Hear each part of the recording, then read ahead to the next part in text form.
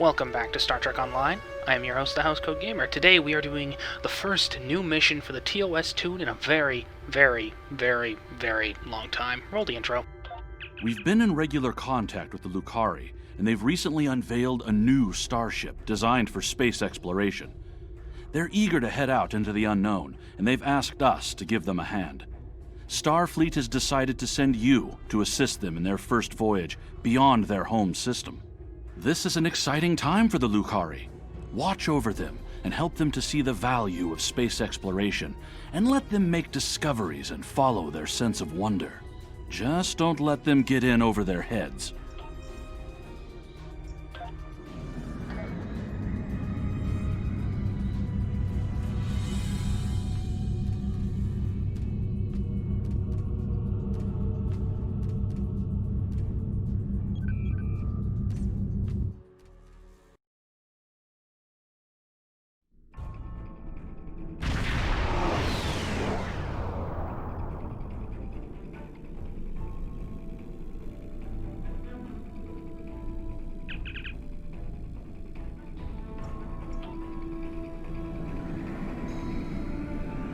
My dear friend Kamarka, just think about how much I can help. I try not to think about you at all, Margaret. If not me, consider my wealth of useful contacts. For a small fee. Any friend of yours is someone I'd rather not know.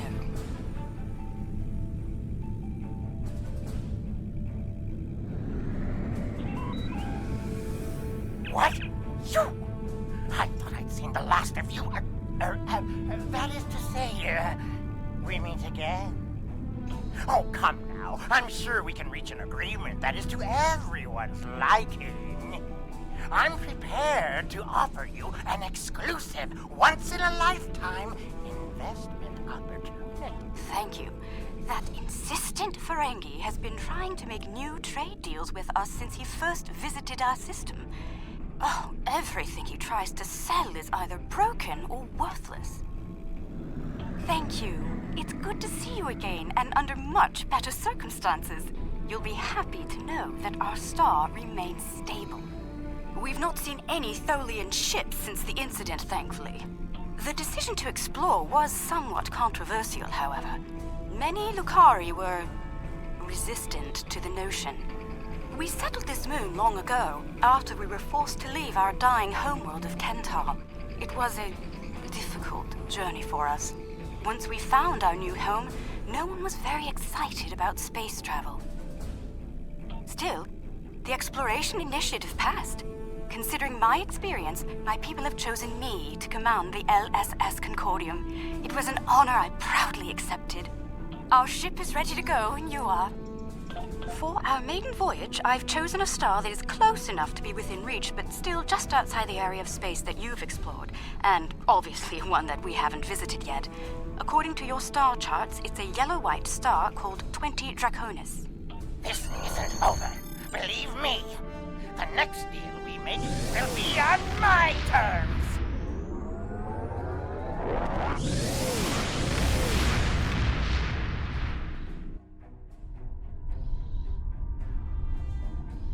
We've arrived on the outskirts of the system.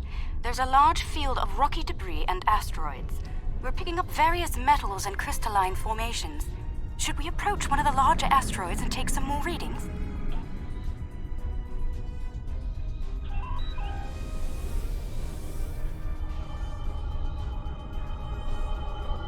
Readings coming in now. Large quantities of silicate, hematite, hafnium, iridium. Crystalline structures appear to be the result of deposits created under a heavy impact. Perhaps this asteroid was part of a larger one that broke up in a collision. Heading deeper into the field may yield more clues. Sensors are picking up some movement on the far side of the asteroid. Not simple orbiting debris either.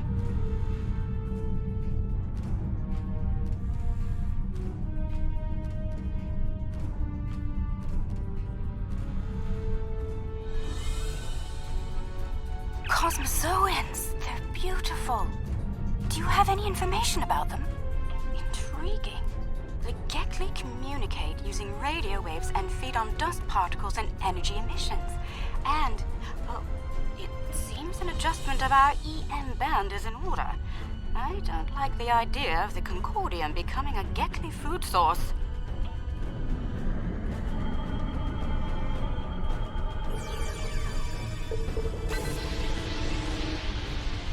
We've an excellent idea. We'll be...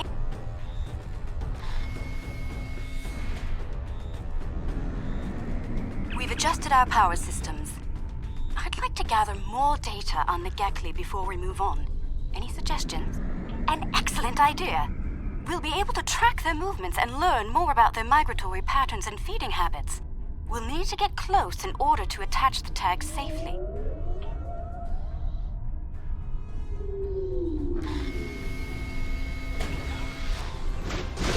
Data's coming in from the Gekli. I'd like to expand the number of tagged subjects to optimize data collection. Let's get close enough to slip in with a pod and join them in their swimming.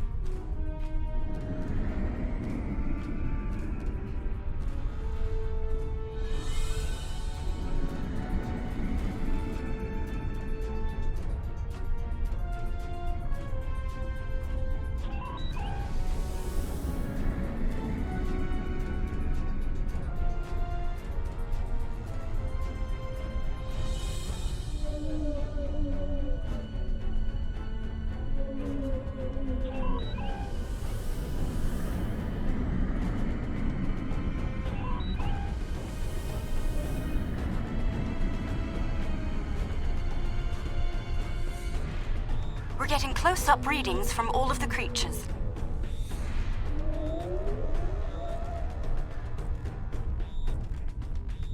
They're treating us like one of their own.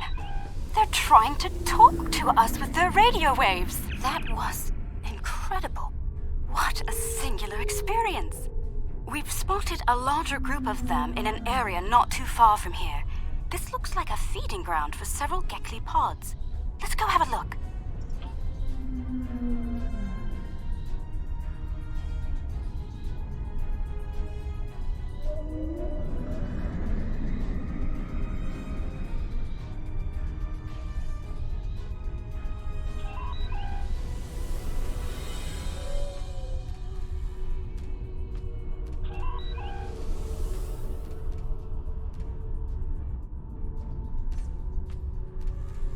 There are signs that several Gekli pods frequent this area.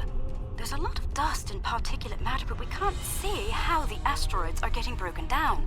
I think there's something we're not seeing on the visible spectrum. Your ship has a stronger deflector than ours. Can you emit a particle wave? We could use that to illuminate things that might be happening in different spectra.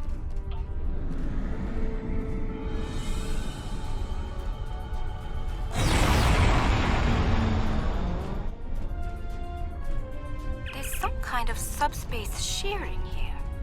It's causing cosmic strings to snap off and break up the asteroids. That must be why the Gekli feed here. There's plenty of particulate matter for them to consume in the debris fields. I think we've collected some solid data here. We're ready to move on when you are.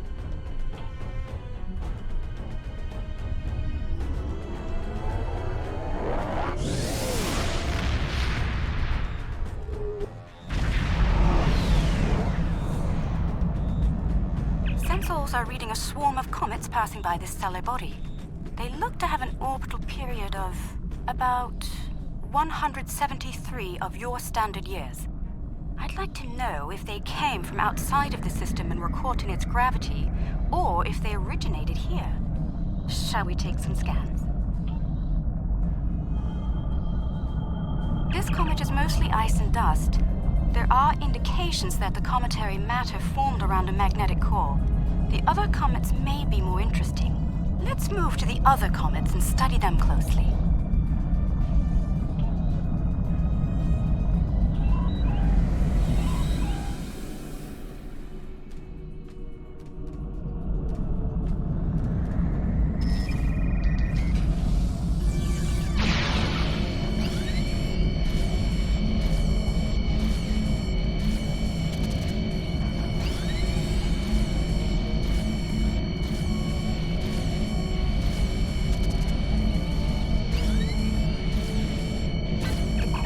Shows signs of magnetic radioactive matter. This comet may have seen some interesting particle fields in its wandering.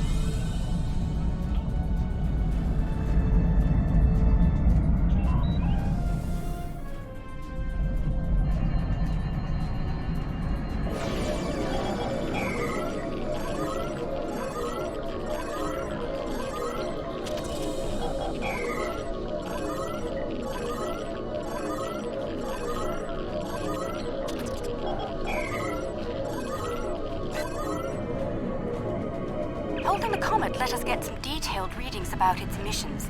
Based on the structure of its silicate crystals, it's been in a pattern. It picks up energy from its trip near the star, then loses that energy as it loops past the planets. It's like ice melting and refreezing, but it seems to lose a large quantity of energy all at once near here. I'm not sure why. The radioactivity should be steady.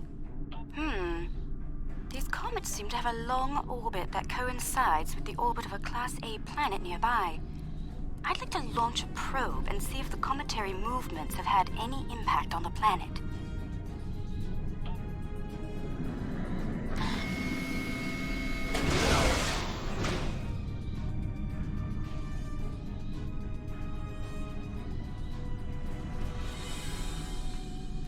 Probe data received. The planet is radiating a considerable amount of heat for its size. Nothing our shields can't handle, but I don't see any expeditions to its surface happening anytime soon. Curious. I'm picking up several large, moving sources of energy. Sensors indicate they're a life form of some kind. A cosmozoan, but not the Gekli. I'd like to study them if we can.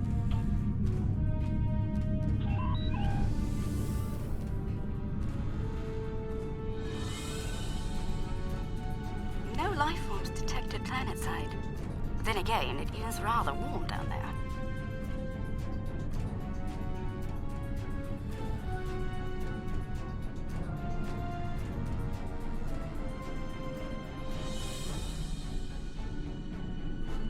There they are. Magnificent, aren't they?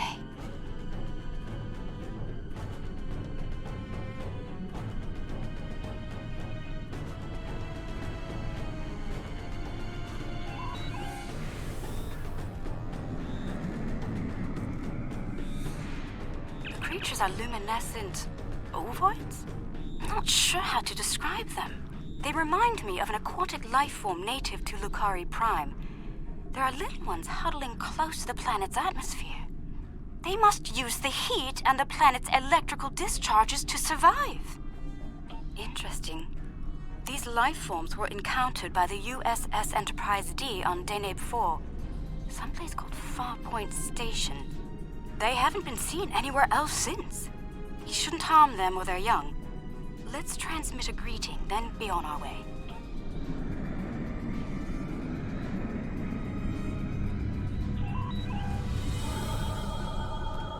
The color display must be a form of communication. I didn't realize that life forms could exist in this fashion, living off the heat of planets, feeding on the particles in space, absorbing radiation from the cosmos. There's so much to see. Let's head to the next planet in the system and see what's there.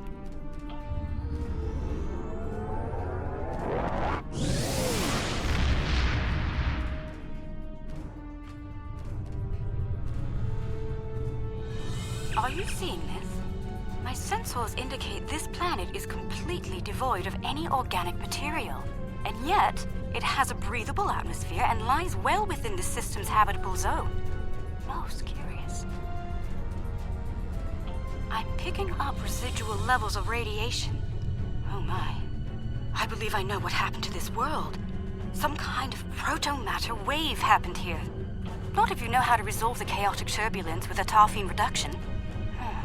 This was a recent event. Some kind of proto-matter incident happened, and it wiped out all life on the planet. I think we should send an away team down to learn more.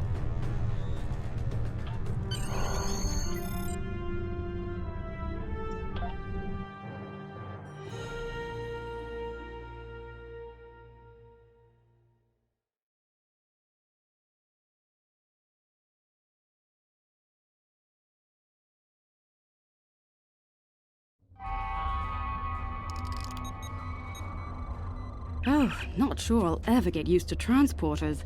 Let's see. Initial scans suggest this area used to be inhabited, but I can't find a single trace of organic matter. None.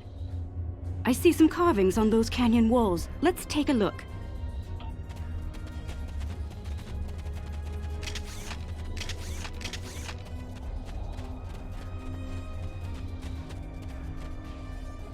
The walls of this canyon were worked by tools.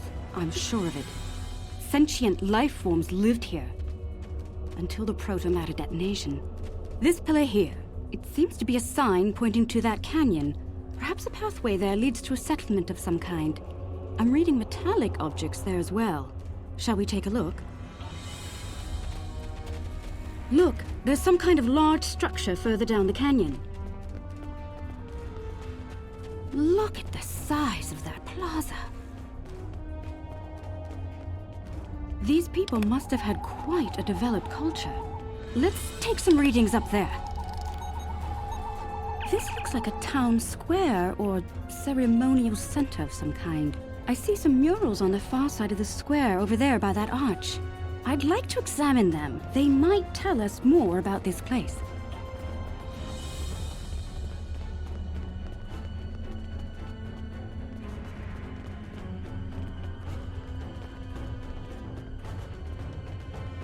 These murals depict people bringing some objects to this place. Crystals or gems, I believe? They built their settlement around this site.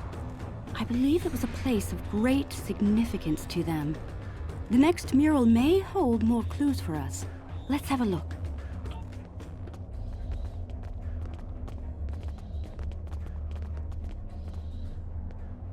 This mural depicts the construction of this large structure.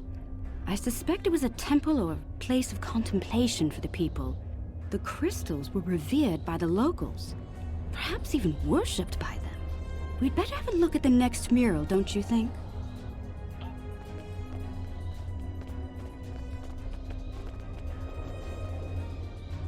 The crystals depicted in this mural appear to be growing for some reason. I wonder if this is a symbolic or literal representation of events. Perhaps the structure needed to be modified to hold the volume of crystals they collected over the years. Quite the enigma we found here. I suspect there's more to be found inside. Getting there will be a challenge, however. According to my scans, these pillars are connected to some kind of massive mechanical structure. Probably the peak of technology for these people. I believe it's some kind of opening mechanism for the structure's door. We could probably force it open, but that could damage the structure, and too much force could even collapse it entirely. I suggest we create a holographic forensic reconstruction. Yes, it would be based on analysis of things like footprints, wear patterns, and local construction. We can learn what people did here, how they went about their lives, and how they made the device work. We'd be watching a replay of history, roughly speaking. Let's start by gathering information from relics and leftover traces of the people who once lived here.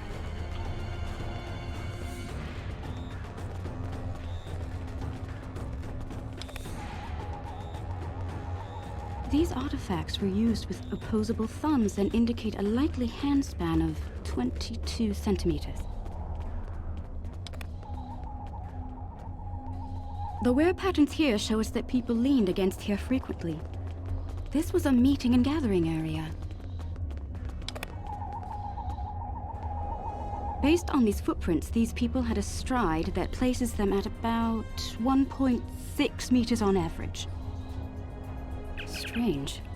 These relics should be covered with dust and sand, worn away by time and wind. But they're all uncovered. No organic matter left, and everything left behind in its place.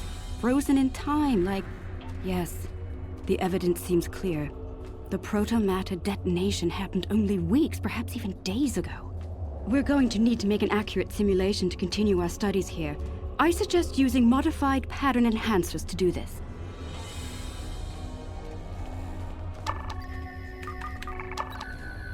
Enhancers online. The signal is strong and clear.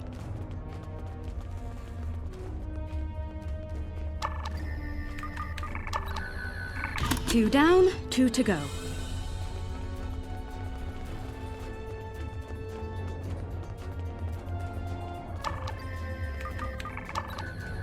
That's 3. 1 more and we'll be ready.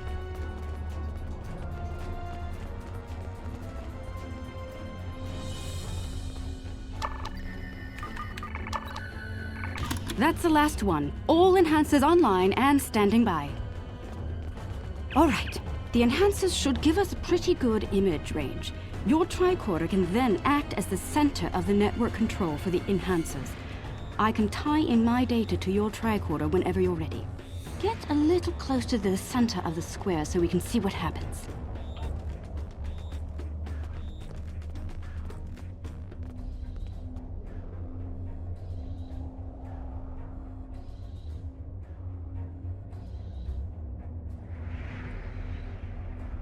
Note that the alien is using the pillars in a specific order.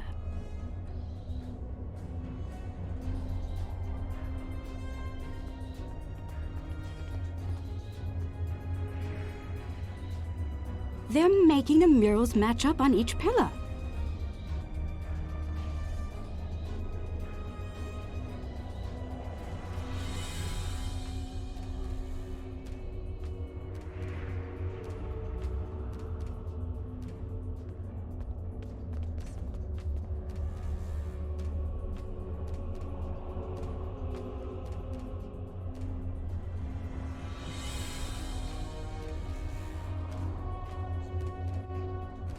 Looks like some kind of functionary, priest or bureaucrat, I think, would unlock the door by turning the murals on the pillars.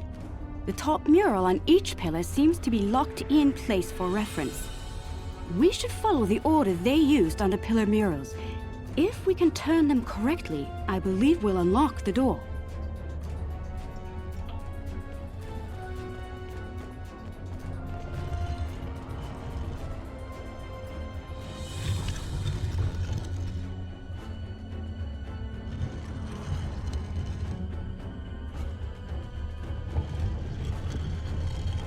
You hear that?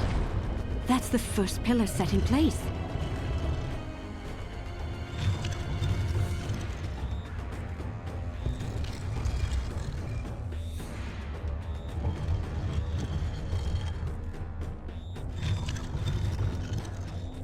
That's 2 pillars set into place.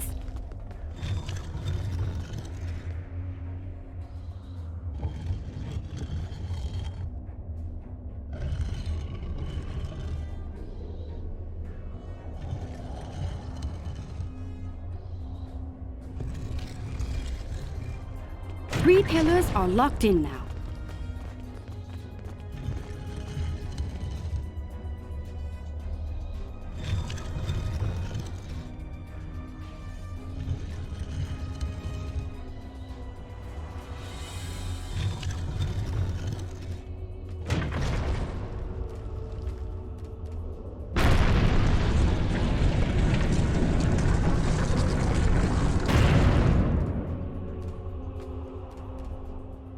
That's it! It's working! Well done! Shall we see what secrets this building holds? I think I see another mural inside the doorway. We should take a look at it.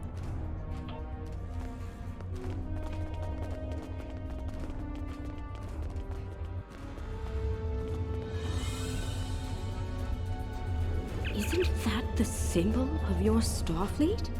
How did it get here? How could it be in a temple of people who don't even have electricity, much less space travel? This is getting stranger by the minute.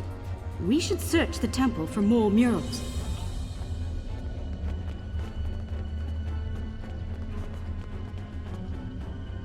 Those people in the picture, they don't look like the others. What happened here? If Starfleet officers contacted this civilization in the past, why wouldn't you have a record of it? We should head deeper into the temple and continue our search. I think the panel on the wall here can be pushed to open something. Those inner doors across from the panel are opening.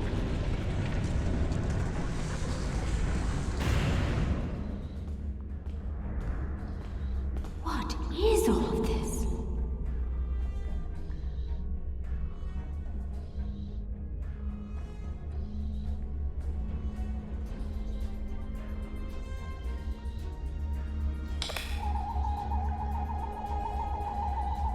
According to my tricorder, we've reached ground zero. This is where someone detonated the protomatter bomb. From here, a self-propagating cascade of proto-energy radiated outward in all directions, washing over the entire planet. Doubtful. I believe what did this was built specifically as a weapon. There's no new ecosystem. All life was eliminated. I'm picking up a residual energy signature here. Take a look. 16 centimeter wavelength with a slight kaon leak. I've seen this before. It's a byproduct of Zenkethi technology.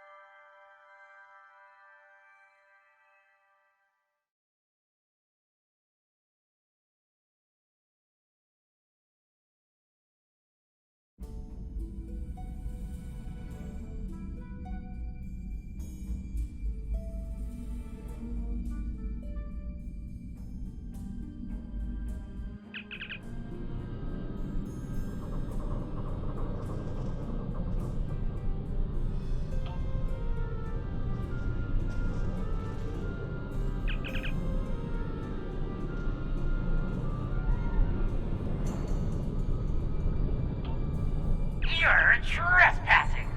I'm claiming this station as salvage, along with everything in it. A little piece of history like this will be quite the vacation site. Experience life on the final frontier at Modron's K-13. But I digress. Unless you're here to discuss leasing opportunities, I suggest you beam off my station. Careful.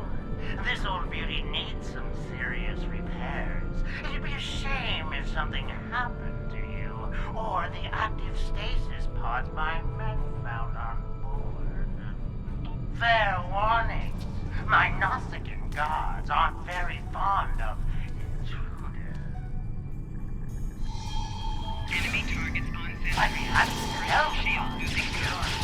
consider their living contents of promotional bonus.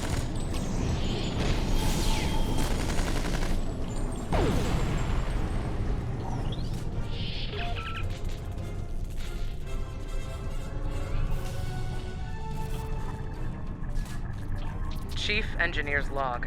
Supplemental. By my account, we've been hurled back in time to the 16th century. To make matters worse, we're a very long way from the Deneva system. None of our shuttles are warp capable, and even if we could get to Earth, we'd be in the wrong time. In short, we're stuck. There's nothing to do now but wait and try to conjure up a way to get back to the right time. The fines for trespassing are quite severe, and I plan on collecting them. Chief Engineer's Log, March 18th, 1570. Had a discussion this morning with security about our Klingon prisoners in the brig. We can't just leave them locked up, or execute them, or exile them on the planet below. Setting them free isn't a popular notion either. We're still looking for options, but I think the stasis pods we have in medical will come in handy real soon.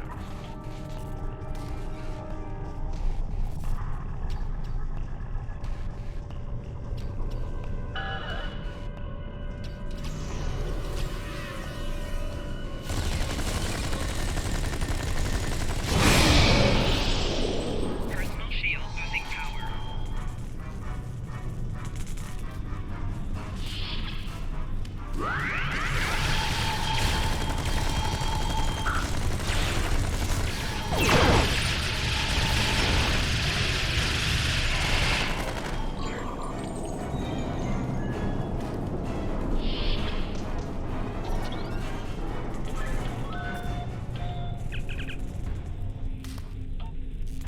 Chief Engineer's Log, April 17th, 1570.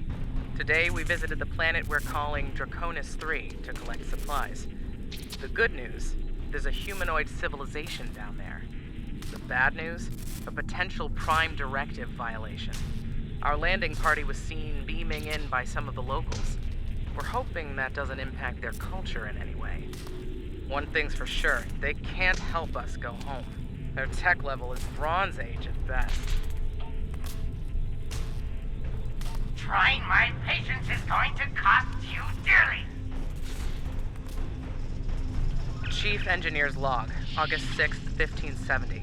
The Warp Booster Sled project is officially a bust. When we tried to spin up the coils, we couldn't get a stable warp field. Yashby and Arlington managed to shut it down and stop a breach, but the shuttle's impulse drive is shot. I hate giving up, but we just don't have the parts we need to make it work.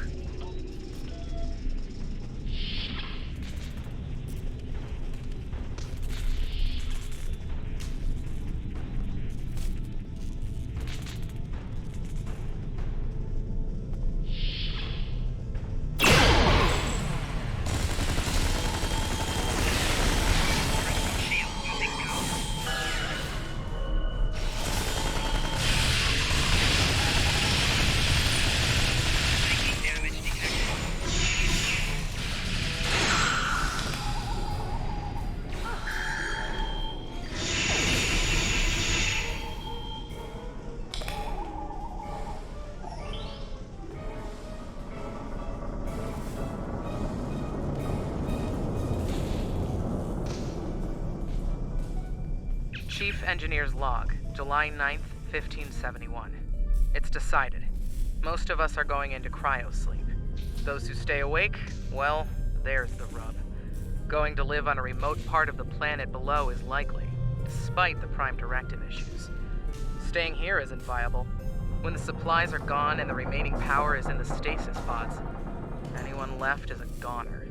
This station will be their tomb.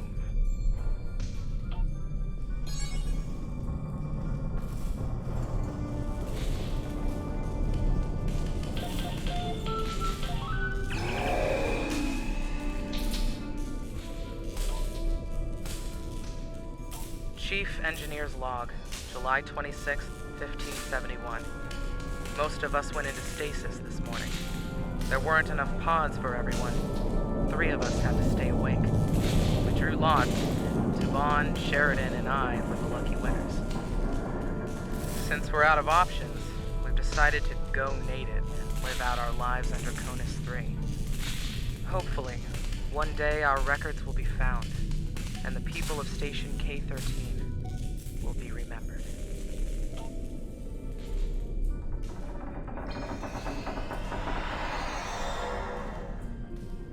Rule of Acquisition 431. When the shooting starts, let the mercenaries handle it. Handle this, Captain!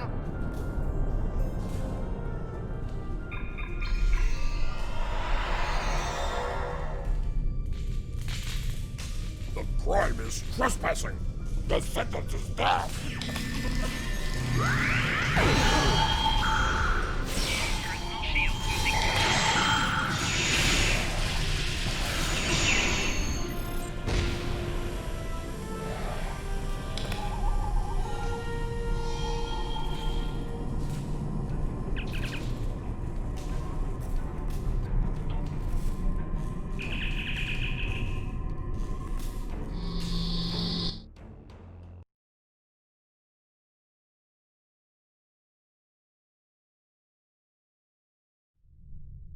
I see you took out the Nausigans on my station. I'll just add their fees to your tab. I do hope you're good for it.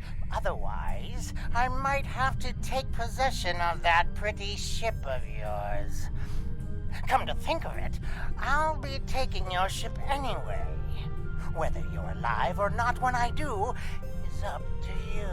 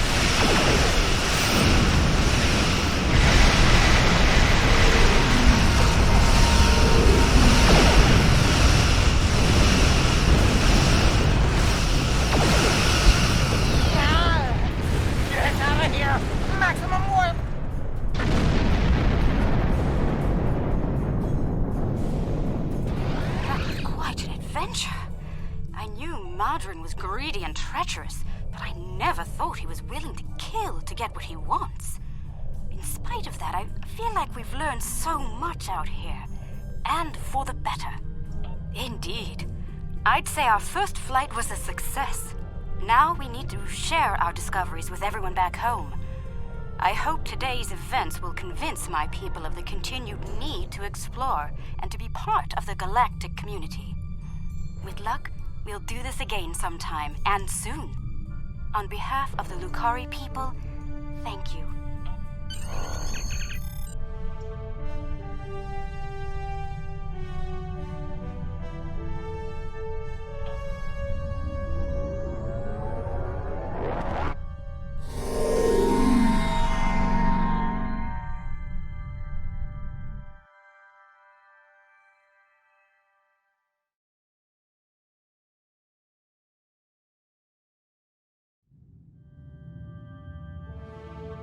I'm happy to hear the Lucari handled their first experience with space exploration well.